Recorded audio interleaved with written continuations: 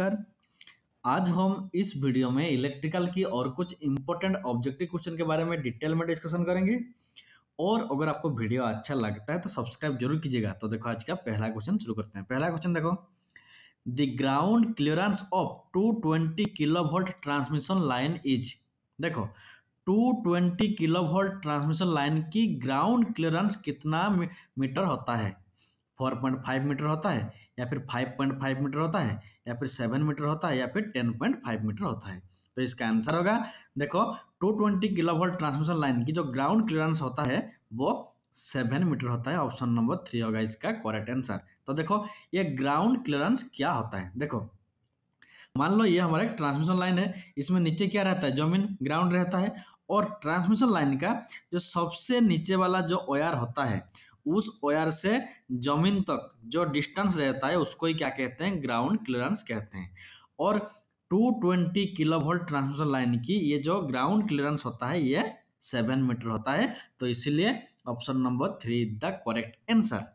Then देखो next question, the spacing between the phase of 220 kilovolt line is। देखो 220 kilovolt line की किसी भी दो फेज के बीच में कितना मीटर का स्पेसिंग मीन्स कितना मीटर का गैप रहता है? 2 मीटर का स्पेस रहता है, या फिर 3.5 मीटर का, या फिर 6 मीटर का, या फिर 8.5 मीटर का। तो इसका आंसर होगा 220 किलोवोल्ट लाइन की किसी भी दो फेज के बीच में 6 मीटर का स्पेस रहता है, या फिर 6 मीटर का गैप रहता है। तो ऑप्शन नंबर 3 होगा इसका करेक्ट आंसर। मान लो ये हमारा एक 220 किलोवोल्ट ट्रांसमिशन लाइन का एक इलेक्ट्रिक पोल है, ये और एक इलेक्ट्रिक पोल है। इसमें ये एक लाइन है, मान लो ये एक फेज है, ये और एक फेज है, ये और एक फेज है, 3 फेज होता है। तो किसी भी दो फेज में, ये दो फेज के बीच में, या फिर ये दो फेज के बीच में, किसी भी दो फेज के बीच में जो स्पेसिंग होता है वो रहता है 6 मीटर। तो ऑप्शन नंबर 3 होगा इसका करेक्ट आंसर। देन देखो next question, the cross arm of transmission line are made by. देखो ट्रांसमिशन लाइन की जो क्रॉस आर्म होता है वो एल्युमिनियम का होता है, या फिर स्टील का होता है, या फिर ब्रास का होता है, या फिर कॉपर का होता है। तो इसका आंसर होगा ट्रांसमिशन लाइन का जो क्रॉस आर्म होता है वो स्टील का होता है। तो ऑप्शन नंबर 2 होगा इसका करेक्ट आंसर। तो देखो ये क्रॉस आर्म क्या होता है। देखो मान लो ये हमारा एक ट्रांसमिशन लाइन का इलेक्ट्रिक पोल है, उसमें क्या होता है ना, कुछ ऐसा ही रहता है। उस जिसे क्या होता है, इसको ही क्या कहते हैं? Cross arm. इसी क्रॉस आर्म के सबसे नीचे क्या होता है ना, इधर से हमारा इलेक्ट्रिक वायर जिसके थ्रू करंट फ्लो होता है वो इसके थ्रू जाता है। तो ये जो होता है इसको हम क्या कहते हैं? क्रॉस आर्म कहते हैं। और ये जो क्रॉस आर्म होता है ये हमारा स्टील का होता है। तो ऑप्शन नंबर 2 होगा इसका करेक्ट आंसर। देन देखो next question, the power transmitted will be maximum when. देखो इधर चार कंडीशन है, इनमें से कौन सी कंडीशन में हम मैक्सिमम पावर को ट्रांसमिशन लाइन में मैक्सिमम पावर ट्रांसमिट कर सकते हैं? तो इसका आंसर होगा, देखो चार ऑप्शन है। एक है जब सेंडिंग एंड में ज़्यादा वोल्टेज रहेगा, या फिर जब रिसीविंग एंड में ज़्यादा वोल्टेज रहेगा, या फिर उस ट्रांसमिशन लाइन में रिएक्टेंस ज़्यादा रहेगा, या फिर नॉन ऑफ दिस। तो इसका आंसर होगा, देखो जब सेंडिंग एंड में ज्यादा वोल्टेज रहेगा उस कंडीशन में हम ट्रांसमिशन लाइन में मैक्सिमम पावर को ट्रांसमिट कर सकते हैं, या फिर मैक्सिमम पावर भेज सकते हैं। तो ऑप्शन नंबर 1 होगा इसका करेक्ट आंसर। देखो मान लो ये हमारा एक सेंडिंग एंड है जहां से हम इलेक्ट्रिक पावर सेंड करते हैं या फिर भेजते हैं, और ये मान लो हमारा उस ट्रांसमिशन लाइन का रिसीविंग एंड है जहां पर ये लास्ट वाला जहां पर हम पावर को रिसीव करते हैं, रिसीविंग एंड होता है। तो ये होता है सेंडिंग एंड, ये होता है, ये सेंडिंग एंड होता है, और ये रिसीविंग एंड होता है। बीच में क्या होता है ना, इलेक्ट्रिक वायर जिसके थ्रू पावर या फिर करंट जाता है। अगर सेंडिंग एंड में ज़्यादा पावर सेंड करेंगे तो हमें मैक्सिमम पावर सेंड कर सकते हैं। तो इसलिए option number 1 sending end voltage ज़्यादा होना चाहिए। तो option number 1 is the correct answer.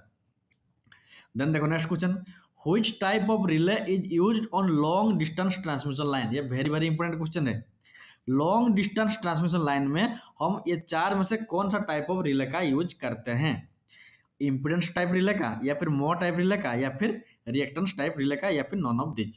तो इसका आंसर होगा लॉन्ग डिस्टेंस ट्रांसमिशन लाइन के लिए हम ऑप्शन नंबर 2 मोह रिले का यूज करते हैं। Option number 2 is the correct answer. और देखो और एक होता है शॉर्ट डिस्टेंस, और एक होता है मीडियम डिस्टेंस, और एक होता है लॉन्ग डिस्टेंस ट्रांसमिशन लाइन। जो लॉन्ग डिस्टेंस होता है उसके लिए मोर टाइप रिले का यूज किया जाता है, और जो शॉर्ट डिस्टेंस होता है उसके लिए रिएक्टेंस, और जो मिडिल होता है उसके लिए इम्पीडेंस। तो शॉर्ट डिस्टेंस के लिए हमारा reactance type relay, medium distance के लिए हम इम्पीडेंस रिले, और लॉन्ग डिस्टेंस के लिए हम मोर रिले का यूज करते हैं। तो इसलिए ऑप्शन नंबर 2 होगा इसका correct answer. Very very important question. Then देखो next question, a circuit is disconnected by isolator when. देखो जब हम किसी भी सर्किट को डिस्कनेक्ट करते हैं, आइसोलेटर को यूज करके जब हम किसी भी सर्किट को डिस्कनेक्ट करते हैं, तो वो सर्किट में ये चार में से कौन सा कंडीशन, उस सर्किट में ये चार में से कौन सा कंडीशन होना चाहिए? उस सर्किट में करंट होना चाहिए, या फिर उस सर्किट में करंट नहीं होना चाहिए, या फिर उस सर्किट का लाइन जो होता है वो फुल लोड होना चाहिए, या फिर नॉन ऑफ दीज। तो ये वेरी वेरी इंपॉर्टेंट क्वेश्चन। जब हम जिस सर्किट में हम आइसोलेटर को यूज करते हैं सर्किट को डिस्कनेक्ट करने के लिए, वो सर्किट क्या होता है ना, उस सर्किट में करंट नहीं होना चाहिए।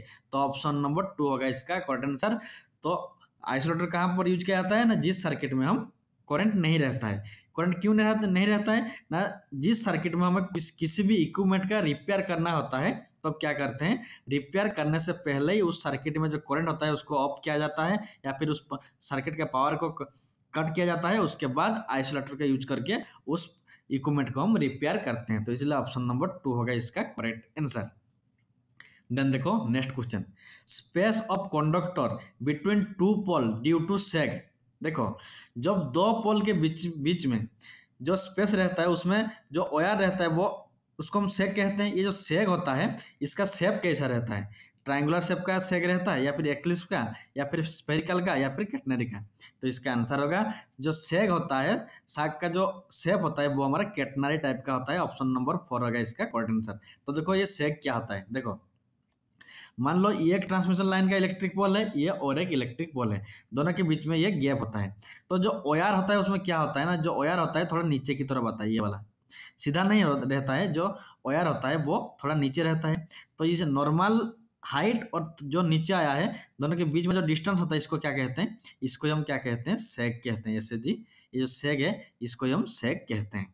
और ये जो शेप बनता है इस शेप को क्या कहते हैं, इस शेप को हम कैटनरी कहते हैं। Very very very important. जब दो पोल के बीच में जो वायर होता है वो जो सेग सेग क्रिएट होता है उसका शेप क्या रहता है, कैटनरी रहता है। तो ऑप्शन नंबर 4 होगा इसका करेक्ट आंसर। देन देखो next question, the large industrial consumer are supplied electrical energy at. देखो जो लार्ज इंडस्ट्री होता है उसमें जो पावर सप्लाई किया जाता है वो 11 केवी का पावर सप्लाई किया जाता है लार्ज इंडस्ट्री को, या फिर 66 केवी का, या फिर 400 किलोवोल्ट का, या फिर नॉन ऑफ दिस। तो इसका आंसर होगा लार्ज इंडस्ट्री के लिए जो कंज्यूमिंग पावर होता है, लार्ज इंडस्ट्री का जो कंज्यूमिंग पावर होता है वो रहता है 66 किलोवोल्ट। ऑप्शन नंबर 2 होगा इसका करेक्ट आंसर। उसके बाद उसका स्टेप अप करके उनके जितना नेसेसिटी होता है लार्ज इंडस्ट्री में वो उसको स्टेप अप करके यूज करते हैं, या फिर स्टेप डाउन करके यूज करते हैं, वो उन पर डिपेंड करता है। लेकिन जो इंडस्ट्री सप्लाई लेता है वो 66 किलोवोल्ट का ही सप्लाई लेता है। तो ऑप्शन नंबर 2 होगा इसका करेक्ट आंसर। देन देखो नेक्स्ट क्वेश्चन, ये 3 phase 4 wire system commonly used in. देखो 3 फेज 4 वायर सिस्टम ये चार में से कहाँ पर हम यूज करते हैं, प्राइमरी ट्रांसमिशन में यूज करते हैं 3 फेज 4 वायर सिस्टम, या फिर सेकेंडरी ट्रांसमिशन में, या फिर प्राइमरी डिस्ट्रीब्यूशन में, या फिर सेकेंडरी डिस्ट्रीब्यूशन में? तो इसका आंसर होगा 3 फेज 4 वायर सिस्टम को हम नॉर्मली सेकेंडरी डिस्ट्रीब्यूशन सिस्टम में ही यूज करते हैं। तो ऑप्शन नंबर 4 होगा इसका करेक्ट आंसर। तो देखो ये 3 फेज 4 वायर सिस्टम को सेकेंडरी डिस्ट्रीब्यूशन में कैसे यूज किया जाता है। देखो 3 फेज 4 वायर मतलब मान लो ये एक आर फेज है, ये वाई फेज है, और ये बी फेज है, और नीचे क्या रहता है, न्यूट्रल रहता है। तो इसको क्या कहते हैं, आर वाई बी 3 फेज है और एक न्यूट्रल, इसको क्या कहते हैं, 3 फेज 4 वायर सिस्टम होता है। जब हम इसको सेकेंडरी डिस्ट्रीब्यूशन में यूज करते हैं तब कैसे रहता है, देखो मान लो ये R phase Y phase B phase ये न्यूट्रल। जब भी मान लो इधर हम क्या है, एक हाउस है, तो इसको हमें क्या करना है, पावर कनेक्शन देना है। तो एक न्यूट्रल जाएगा और एक फेज से, किसी भी एक फेज से एक आएगा, तो एक फेज एक न्यूट्रल आ गया, तो ये जो हाउस है इसमें पावर कनेक्टेड हो गया। मान लो और एक इधर और एक हाउस है, तो इसको क्या करेंगे, इसको भी पावर कनेक्शन करना होगा, तो हम एक न्यूट्रल यहाँ से लेकर देंगे और ये 3 फेज में से और एक फेज को इधर कनेक्ट कर देंगे। और मान लो और एक हाउस ये है, तो इस फेज से आर फेज से कनेक्ट करेंगे और न्यूट्रल देंगे। तो ये जो न्यूट्रल होता है ये सबके लिए कॉमन रहता है, लेकिन जो फेज होता है वो हम लोड के हिसाब हिसाब से क्या करते हैं ना, डिस्ट्रीब्यूशन करते हैं। तो इसको ही क्या कहते हैं, सेकेंडरी डिस्ट्रीब्यूशन। और ये जो सिस्टम होता है इसको क्या कहते हैं, three phase, R Y B three phase, और चार four wire, R R phase, Y phase, B phase, neutral, चार वायर के लिए चार वायर, तो three phase four wire system होता है। तो ऑप्शन नंबर 2 होगा इसका करेक्ट आंसर। देन देखो next question, which of the following regulation is the best. देखो इधर है 50%, 20%, 10% और 2%। इनमें से कौन सा वोल्टेज रेगुलेशन को हम बेस्ट, सबसे अच्छा कहेंगे। तो इसका आंसर होगा जो 2% होता है, सबसे कम जो रेगुलेशन होता है वो सबसे बेस्ट होता है। तो इसलिए 2% सबसे कम है, इसलिए 2% voltage regulation is the best. Option number 2 होगा इसका correct answer. Very very important question, voltage regulation जितना कम होगा उतना ही अच्छा होता है। तो ऑप्शन नंबर 4 होगा इसका करेक्ट आंसर। देन देखो next question, in aluminium conductor steel is use for. देखो जो एल्यूमिनियम कंडक्टर होता है उसमें स्टील का यूज क्यों किया जाता है, कॉम्पेंसेट स्किन इफेक्ट को कम करने के लिए, या फिर प्रॉक्सिमिटी इफेक्ट को न्यूट्रलाइज करने के लिए, या फिर इंडक्टेंस को कम करने के लिए, या फिर टेंसाइल स्ट्रेंथ को इंक्रीज बढ़ाने के लिए। तो इसका आंसर होगा, देखो इसका आंसर होगा, तो इसका आंसर होगा देखो जो एल्यूमिनियम कंडक्टर होता है उसमें स्टील का इसलिए यूज किया जाता है क्योंकि ऑप्शन नंबर 4 देखो टेंसाइल स्ट्रेंथ का इंक्रीज करने के लिए।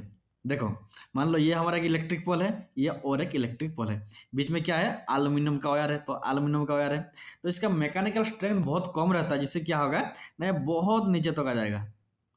ये जो एल्यूमिनियम होता है अगर सिर्फ एल्यूमिनियम का ही यूज करेंगे तो ये बहुत नीचे तक आ जाता है, जिससे सेक जो होता है वो बहुत बड़ा होता है, बहुत ज़्यादा होता है। तो इसी को ही कम करने के लिए, इसका मैकेनिकल स्ट्रेंथ बढ़ाने के लिए हम क्या करते हैं ना, जो दो पोल के बीच में जो एल्यूमिनियम का वायर होता है, कंडक्टर होता है, उसके साथ क्या करते हैं ना, स्टील का भी वायर को यूज करते हैं, जिससे क्या होता है ना, जो एल्यूमिनियम वायर कंडक्टर होता है वो ज़्यादा नीचे नहीं आता है मैकेनिकल स्ट्रेंथ को टेंसाइल स्ट्रेंथ को इंक्रीज करने के लिए। तो ऑप्शन नंबर 4 होगा इसका करेक्ट आंसर।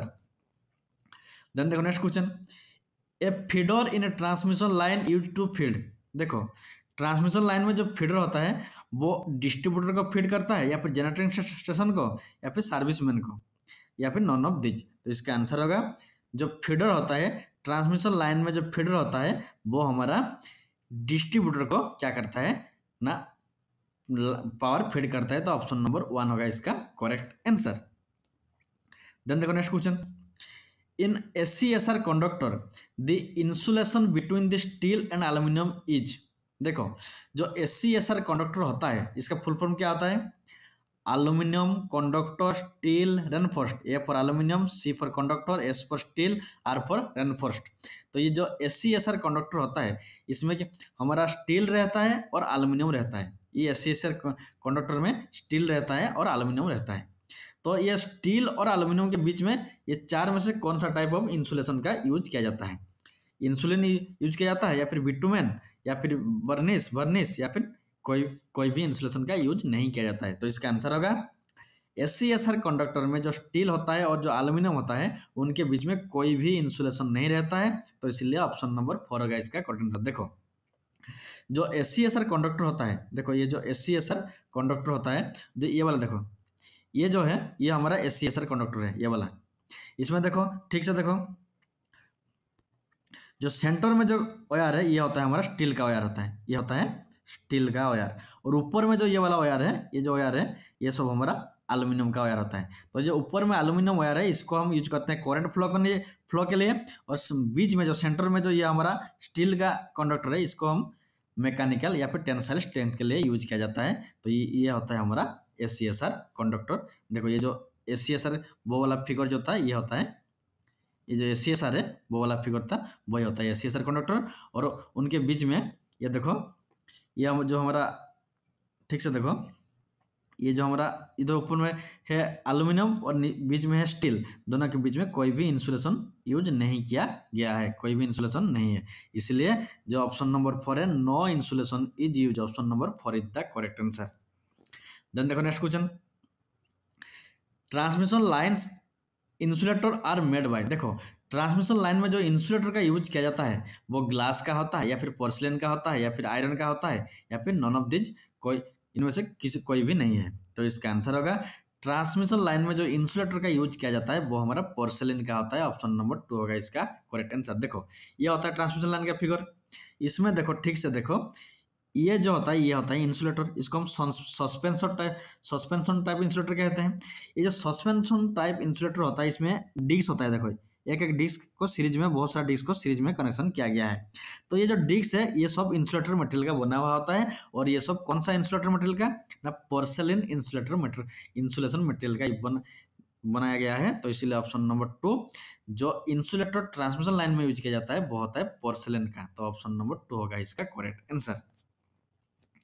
देन देखो next question, transmission voltage of 11 K V normally use for distance about. देखो अगर हमें 11 किलो वोल्ट का पावर को ट्रांसमिशन करना है तो हमें मैक्सिमम कितना वोल्ट किलोमीटर तक ही 11 केवी का पावर को हम ट्रांसमिशन कर सकते हैं।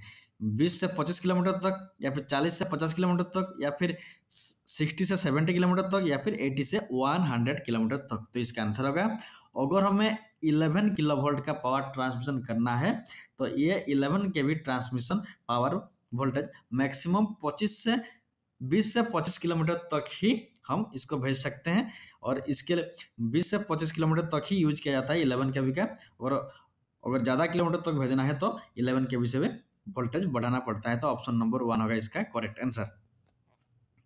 देन देखो next question, there is a greater possibility of occurrence of corona. देखो ट्रांसमिशन लाइन में जो कोरोना इफेक्ट होता है उसका ये चार में से कौन सी कंडीशन में मैक्सिमम चांसेस रहता है कि कोरोना इफेक्ट हो सकता है?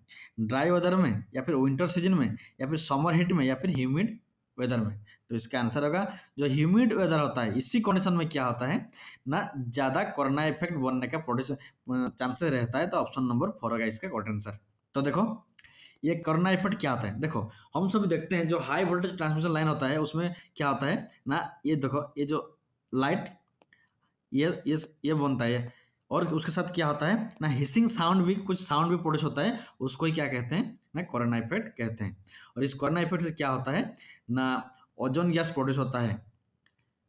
ओजोन गैस ये आपको याद रखना होगा जो ये मटेरियल को कोरोड भी कर सकता है। तो इसका आंसर क्या होगा ना, ह्यूमिड वेदर। तो ऑप्शन नंबर 4 होगा इसका करेक्ट आंसर। देन देखो next question, which of the following distribution system is more reliable. देखो एक है ट्री टाइप, दूसरा है रेडियल टाइप, तीसरा है रिंग टाइप, चौथा है नॉन ऑफ दिस। इनमें से कौन सा टाइप ऑफ डिस्ट्रीब्यूशन सिस्टम सबसे रिलायबल होता है?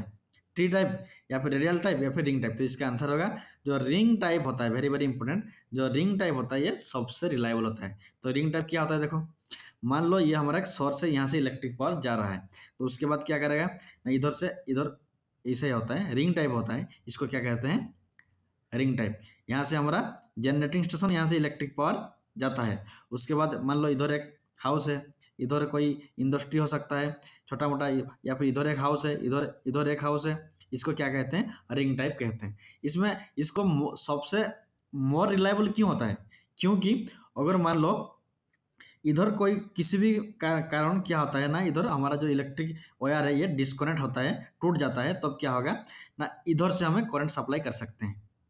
और अगर इधर किसी कोई भी कारण के क्या होता है ना, वायर टूट जाता है, तो हम इधर से क्या कर सकते हैं ना, इलेक्ट्रिक पावर दे सकते हैं। तो इसीलिए ये जो कंडीशन होता है ये हमारा सबसे ज़्यादा रिलायबल होता है। बाकी जो हमारा ये रेडियल टाइप होता है इसमें क्या रहता है ना, इधर हमारा जो मान लो ये जनरेटिंग स्टेशन है, यहाँ से इलेक्ट्रिक पावर जाएगा, इधर से इधर जाएगा, इधर से इधर आएगा, इधर से जाएगा, इधर कोई हाउस रहेगा, इधर कोई हाउस रहेगा, इधर कोई हाउस रहेगा, इधर से आएगा, इधर कोई हाउस रहेगा। और कोई इनमें से अगर यहाँ पर टूट जाता है तो पूरा सिस्टम ही क्या होगा ना, पावर से डिस्कनेक्ट होगा, मीन्स पावर नहीं जाएगा। तो इसलिए रेडियल टाइप ज़्यादा रिलायबल नहीं होता है, रिंग टाइप ज़्यादा रिलायबल होता है, क्योंकि अगर कहीं एक जगह में टूटता है तो दूसरा कोई रूट होता है उसको इलेक्ट्रिक पावर वहाँ तक पहुँचने के लिए। तो इसलिए जो रिंग टाइप होता है ये सबसे ज़्यादा रिलायबल होता है। ऑप्शन नंबर 3 होगा इसका करेक्ट आंसर। देन देखो next question, the presence of ozone due to corona is harmful because. देखो जब ट्रांसमिशन लाइन में कोरोना लॉसेस होता है, कोरोना इफेक्ट होता है, तब ओजोन गैस प्रोड्यूस होता है। और ये जो ओजोन गैस प्रोड्यूस होता है, इससे क्या हमारा ये चार में से कौन सा प्रॉब्लम क्रिएट होता है? पावर फैक्टर कम होता है, या फिर मटेरियल करोड होता है, या फिर पावर फैक्टर ज़्यादा होता है, या फिर नॉन ऑफ दिस। तो इसका आंसर होगा जब ट्रांसमिशन लाइन में कोरोना इफेक्ट बनता है, तब ओजोन गैस प्रोड्यूस होने से क्या होता है ना, जो मटेरियल होता है वो करोड हो जाता है, तो धीरे धीरे डैमेज होना शुरू होता है। तो इसलिए ऑप्शन नंबर 2 होगा इसका करेक्ट आंसर। देखो ये ओजोन क्या होता है, देखो मान लो ये हमारा ट्रांसमिशन लाइन है, इसके आसपास क्या रहता है? ऑक्सीजन गैस रहता है। जब ये कोरोना इफेक्ट बनता है, ये जो ऑक्सीजन गैस होता है, कोरोना इफेक्ट बनने से क्या होता है, ये जो O2 वाला ऑक्सीजन था, ये O3 में कन्वर्ट होता है, जिसको हम क्या कहते हैं, ये जो O3 होता है, यही होता है ओजोन गैस। इससे ही क्या होता है ना, मटेरियल करोड होता है। तो ऑप्शन नंबर 2 होगा इसका करेक्ट आंसर। देन देखो next question, in A substation which equipment not install. देखो एक सबस्टेशन में हम एक्साइटर को यूज नहीं करते हैं, या फिर सीरीज कैपेसिटर को, या फिर शॉर्ट रिएक्टर को, या फिर ट्रांसफार्मर को। तो इसका आंसर होगा एक सबस्टेशन में हम तो ट्रांसफार्मर का यूज करते हैं, रिएक्टर का यूज करते हैं, कैपेसिटर का यूज करते हैं, लेकिन जो एक्साइटर होता है इसको हम सबस्टेशन में यूज नहीं करते हैं। तो ऑप्शन नंबर 1 होगा इसका करेक्ट आंसर।